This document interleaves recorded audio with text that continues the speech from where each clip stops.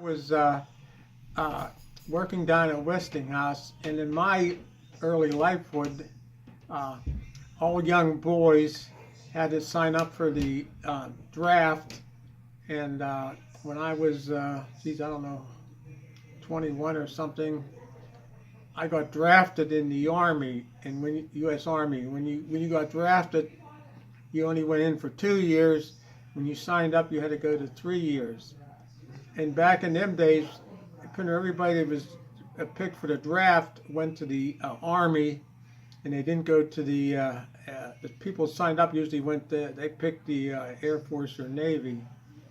So when I was in the Army, I had basic training at Fort Knox, Kentucky, and then after that we had AIT, and then I went.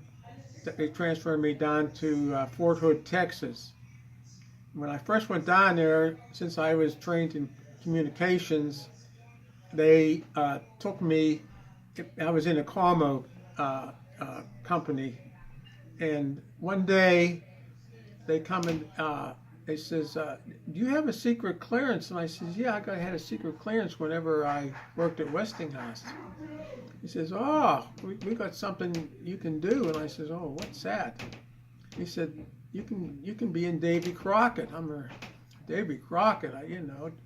Davey Crockett was like a pioneer man back in the old days, and I thought, well, I didn't know what it was, but very shortly I found out it was a small nuclear bomb that went on top of a mortar, and so it was top secret. So I was in that, and one thing good about it, I was in during the Vietnamese War, but one thing good about it was they weren't allowed to take that weapon outside the continental borders of the United States. So that meant, as long as I was in that unit, I wasn't going to leave the continental borders and go to Vietnam, because Vietnam was in high gear at that point.